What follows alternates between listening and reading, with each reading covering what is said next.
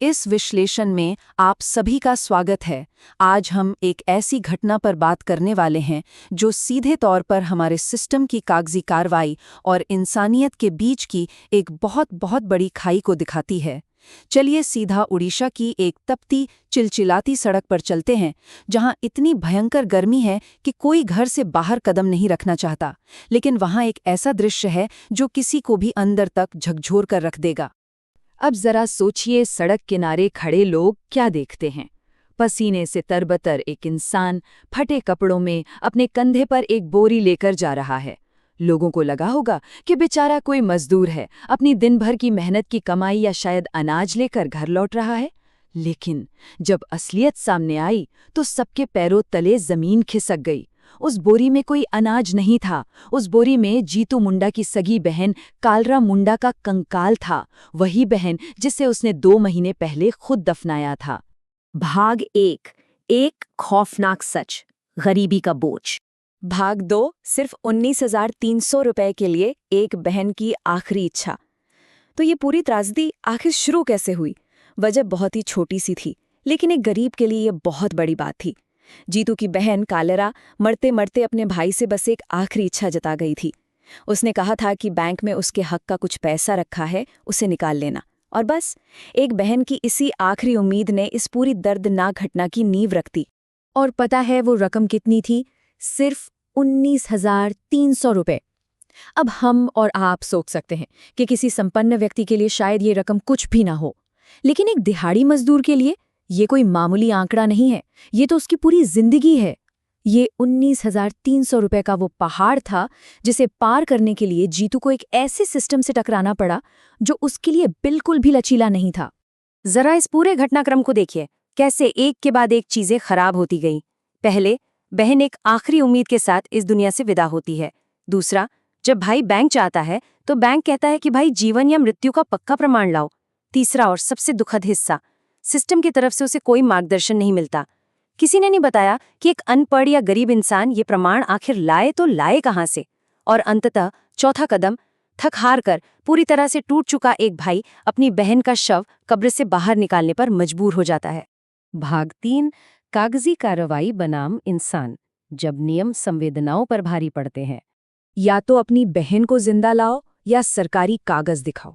मतलब आप सोचिए, जब एक संस्था किसी दुखी इंसान की मजबूरी को पूरी तरह दरकिनार कर दे और सिर्फ अपनी आधिकारिक चेकलिस्ट को अहमियत दे, तो वहां इंसान का आत्मसम्मान तो पूरी तरह कुचला जाता है। बैंक के अधिकारियों के लिए वो सिर्फ एक फॉर्म था, बस एक कागज जिसे भरा जाना था। लेकिन जीतू के लिए ये उसकी बहन की आखिरी उम्मीद थी। अब बेचारे के पास ना तो अपनी बहन को जिंदा करने का कोई जादू था और ना ही अपनी रोज की दिहाड़ी छोड़कर दफ्तरों के चक्कर काटने की सहूलियत। जरा उस 5 किलोमीटर के सफर के बारे में सोचिए। एक बोरी और उसमें अपनी ही बहन की हड्डियां। जीतू ने जो भी कदम उठाया वो सिर्फ एक शारीरिक बोझ नहीं था, वो उस प्रशासनिक उदासीनता का, उस सिस्टम की बेरुखी का कुचल देने वाला वजन था जिसे वो अपने कंधों पर ढो रहा था। ये एक इंसान के अंतहीन अपमान की कहानी है।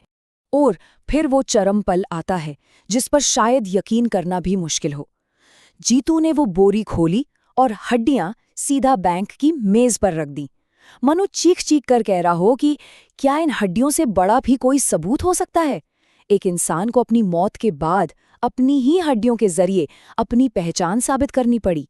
ये मंजर हमारी पूरी व्यवस्था की कार्यप्रणाली पर एक बहुत बहुत बड़ा सवालिया निशान लगाता है। भाग 4, 2 भारत की सच्चाई, डिजिटल सपने बनाम भयावह हकीकत। देखिए, एक तरफ तो हम डिजिटल इंडिया का शोर सुनते हैं, हम दुनिया की 5वीं सबसे बड़ी अर्थव्यवस्था होने का ढोल पीटते हैं, हर चीज के लिए हमारे पास एक मोबाइल ऐप मौजूद है। और दूसरी तरफ की हकीकत क्या है?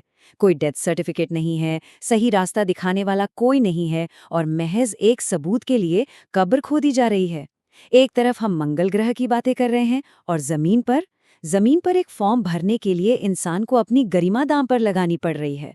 इस पूरे विरोधाभास की एक और कड़वी सच्चाई देखिए। देश में अरबों रुपए के डिफॉल्ट लोन पड़े हैं। लोग बैंकों का हजारों करोड़ रुपए लेते हैं और बिना किसी नियम की परवाह किए आराम से विदेश भाग जाते हैं। उनके आड़े कोई नियम नहीं आता। व्यवस्था की ये तस्वीर वाकई बहुत कुछ सोचने पर मजबूर कर देती है।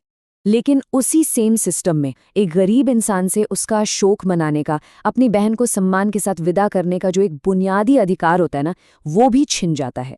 जीतू को अपनी बहन की मौत का ठीक से दुख मनाने तक का मौका नहीं मिला। गरीबी ने उससे शांति से रोने का हक भी छीन लिया, क्योंकि बैंक के उन नियमों को संतुष्ट करना ज्यादा जरूरी था। तो सबसे अहम बात यही है जो इस कोर्ट में बिल्कुल सटीक बैठती है। ये विकास सिर्फ कागज पर है, इसका जमीनी हकीकत से कोई लेना देना नहीं है। जब तक हमारी नीतियां और योजनाएं फाइलों से बाहर निकलकर जमीन पर जीतू मुंडा जैसे किसी इंसान की असल में मदद नहीं करती, तब तक इस कागजी तरक्की का कोई मतलब नहीं है।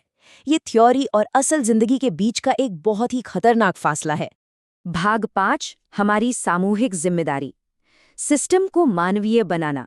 तो ये सिस्टमिक अपाथी यानी व्यवस्था की उदासीनता आखिर है क्या? देखिए, ये तब होता है जब प्रशासनिक नियम इस कदर पत्थर की लकीर बन जाते हैं कि वे मानवीय पीड़ा को पूरी तरह से नज़रअंदाज कर देते हैं। जो नियम लोगों की मदद करने के लिए बनाए गए थे, वही नियम समर्थन देने के बजाय आम लोगों के लिए सबसे बड़ी बाधा बन जाते हैं। और एक बात हमें समझनी होगी, जीतू मुंडा इस लड़ाई में अकेला बिल्कुल नहीं है। ग्रामीण इलाकों में हर रोज हजारों लोग ऐसी ही कागजी जंग लड़ रहे हैं। किसी बेचारे की पेंशन अचानक रुक जाती है, किसी का राशन कार्ड बिना बताए कट जाता है, और जब वे ये सवाल पूछने दफ्तर जाते हैं तो उन्हें क्या मिलता है? शून्य प्रशासनिक मार्गदर्शन। कोई भी उन्हें सही रास्ता दिखाने वाला वहां मौजूद नहीं होता। तो इस पूरे विश्लेषण का निष्कर्ष क्या है? बहुत ही साफ है। मानवीय गरिमा को, इंसानियत को इन कागजी कार्यवाहियों से हमेशा ऊपर होना चाहिए। नियम इंसानों की सहूलियत के लिए बनाए गए हैं, इंसान नियमों के लिए नहीं बने हैं। हमारे प्रशासनिक और बैंकिंग ढांचे को ऐसी प्रक्रियाओं की बहुत सख्त जरूरत है जहां सहानुभूति और समझ को सिर्फ एक कागजी चेकलिस्ट से कहीं ज्यादा अहमियत दी जाए। और जाते जाते ये पूरी घटना हमारे सामने एक बहुत ही चुभने वाला सवाल छोड़ जाती है। क्या अगली बार फिर किसी को कब्र खोदना पड़ेगा? क्या हमारा समाज इतना संवेदनहीन हो गया है कि इस तरह के अन्याय को हम नॉर्मल मान ले? इस सवाल पर हमें बहुत ही गंभीरता से विचार करने की जरूरत है, क्योंकि अगर आज हमने इसे नज़रअंदाज कर दिया तो कल कोई और व्यक्ति अपने अपनों की हड्डियां ढोने को मजबूर हो सकता है। सोचने वाली बात है ना?